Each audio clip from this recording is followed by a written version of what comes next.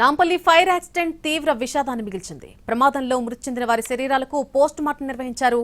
మరిన్ని వివరాలు మా ప్రతినిధి రమేష్ వైట్ల అందిస్తారు.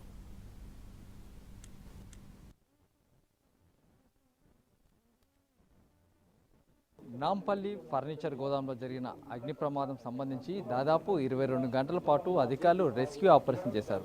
ఈ రెస్క్యూ ఆపరేషన్ తర్వాత మొత్తానికి 5 మృతదేహాలను వెలికితీశారు. ఇందులో 2 పిల్లలతో పాటు ఒక మహిళ, మరో 2 యువకులకు సంబంధించిన డెడ్ బాడీని రికవర్ చేస్తారు. అయితే ఇది ఒక మృత్యు గృహరం అని చెప్పొచ్చు, ఒక మృత్యు గృహ అని చెప్పొచ్చు. ఎందుకంటే దీని లోపలికి ఎవరైతే లోపల ఉన్న వాళ్ళు మొత్తం కూడా సజీవ సమాధి అయ్యారు, సజీవంగా దహనమైపోయారు, మొత్తంగా సజీవ సమాధి అయ్యారని చెప్పవచ్చు. ఎందుకంటే మనం చూస్తున్న ఈ దీని లోపల చూస్తున్న దీంట్లో ఎవరైనా చిక్కుకున్నట్లయితే ఎవరు కూడా బయటకు వచ్చే ప్రసక్తి లేదు. ఎవరు కూడా ఇటు లోపల నుంచి అంటే బయట నుంచి ఎవరైనా వచ్చి రెస్క్యూ ఆపరేషన్ చేద్దామని చేయలేని స్థితిలో ఉండిపోయి జరిగింది. అంటే లోపల పెద్ద ఎత్తున మెటీరియల్, దాదాపు కోట్ల రూపాయలకు సంబంధించిన మెటీరియల్ ఇందులో డంప్ చేశారు. ఎక్కడ కూడా చిన్న జాగా లేకుండా, చిన్న స్థలం కూడా లేకుండా వాళ్ళంతా కూడా మెటీరియల్ డంప్ చేయడంతో బయటికి రాలేని పరిస్థితి. ఒకసారిగా ఈ సెల్లార్ కింద ఏదైతే ఇప్పుడు చూస్తుంటే మనం ఒక సెల్లార్లో ఉన్నాం, దీని కింద మరొక సెల్లార్ ఉంది. దానికి సంబంధించిన దారి ఏదైతే అక్కడి నుంచి ఉంది, ఆ దారి సంబంధించి చూసినట్టే అక్కడ ఒక మహిళ ఏదైతే బేబీ అని చెప్పి 45 సంవత్సరాల బేబీ అని చెప్పి ఆ మహిళ అక్కడ చనిపోవడం జరిగింది. ఆ మహిళ కూడా తన సెల్ ఫోన్లో కాంటాక్ట్ చేసి బయటకు వచ్చే ప్రయత్నం చేసింది. ఆమె అక్కడి నుంచి కూడా దాదాపు అక్కడి నుంచి కొంత దూరం అంటే కింద నుంచి పై వరకు కూడా నడుచుకుంటూ వచ్చింది. ఆ తర్వాత ఈ పొగకు సంబంధించి చూసినట్లయితే ఒక్కసారిగా ఆ శ్వాస ఆడక ఆమె అక్కడ పడిపోయింది. తర్వాత చాలాసేపు పాటు ఆమె సెల్ ఫోన్ కూడా రింగ్ అయినట్టుగా అధికారులు గుర్తించారు. అయితే ఇక్కడ మహిళకు సంబంధించిన డెడ్ బాడీ ఇక్కడ పడిపోతే మిగతా వాళ్ళకి సంబంధించిన డెడ్ బాడీ చూస్తే 4 ఏదైతే వాచ్మెన్ సంబంధించిన వాళ్ళ కుటుంబం మొత్తంగా సజీవ సమాధి అయింది అని చెప్పొచ్చు. వాళ్ళ సంబంధించి చూసినట్లయితే సజీవ సమాధి అయిపోయారు. మొత్తంగా వీళ్ళు ఎక్కడ కూడా బయటికి రాని పరిస్థితి. ఒక్కసారిగా అగ్ని ప్రమాదం సంభవించిన తర్వాత ఈ వాచ్మెన్ కుటుంబం మొత్తం కూడా ఇక్కడ ఉండిపోయింది జరిగింది. వాచ్మెన్ కుటుంబం సంబంధించి చూసినట్లయితే ఇక్కడ ఈ చిన్నపాటి ఏదైతే 10x10 సంబంధించిన చిన్నపాటి ఒక రూమ్లో వీళ్ళు కుటుంబం మొత్తం ఉండిపోయింది. మనం చూపెడుతున్నట్టు ఈ రూమ్లోనే మొత్తంగా ఏదైతే ఇది వాచ్మెన్ రూము, ఈ వాచ్మెన్ రూమ్ సంబంధించి మొత్తంగా ఇందులోనే 2 పిల్లలతో పాటు 2 పెద్దవాళ్ళు మొత్తంగా చనిపోవడం జరిగింది. దీనికి సంబంధించి చూస్తే మొత్తంగా లోపల చూసినట్లయితే లోపల ఒక సిలిండర్ కావచ్చు, లేకుంటే మిగతా వంట సామాగ్రి కావచ్చు, ఇదంతా ఉంది.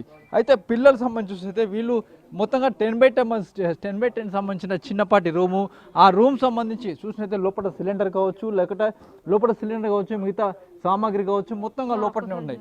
పెద్ద ఎత్తున మంటలు పొగలు వస్తుండడంతో ఆ పిల్లలు కావచ్చు, లేకుంటే పెద్దలు కావచ్చు లోపల ఉండిపోయారు. ఈ చిన్నపాటి రూమ్లో మొత్తంగా ఇందులోనే 4 కూడా సజీవ సమాధి అయిపోయారు, సజీవంగా దహనమైపోయారు, సజీవంగా ఊపిరాడక చనిపోయినట్లుగా అధికారులు గుర్తించారు. ఇక్కడి నుంచే 4 సంబంధించిన మృతదేహాలని అధికారులు రికవర్ చేసుకోవడం జరిగింది. అయితే దీనికి సంబంధించి చూసినట్లయితే పూర్తిగా ఇది ఒక నిర్లక్ష్యం అని చెప్పొచ్చు.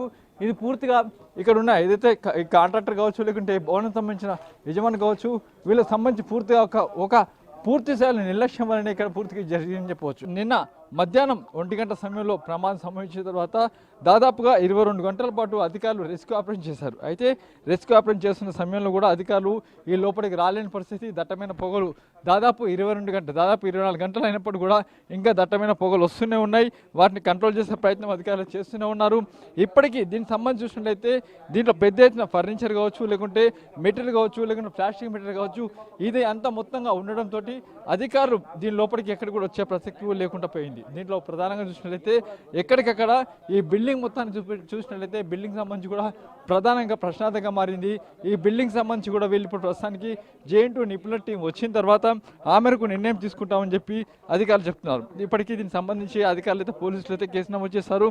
ఈ భవనంలో ఈ గోదాంలో మొత్తంగా 5 సజీవ సమాధి అయిపోయారని చెప్పి కూడా అధికారులు తెచ్చారు. అయితే 4 మృతదేహాలు ఒక దగ్గర దొరికితే మరొక లేడీస్ సంబంధించిన మృతదేహం మాత్రం మరొక దగ్గర దొరికింది. కాబట్టి మొత్తం సంబంధించి చూస్తే దీంట్లో 22 గంటల పాటు రెస్క్యూ ఆపరేషన్ చేసి ఆ తర్వాత మృతదేహాలను బయటికి తీశారు. ప్రస్తుతానికైతే దీనిపైన కేసు నమోదు చేశారు, దీనిపైన విచారణ చేస్తున్నారు.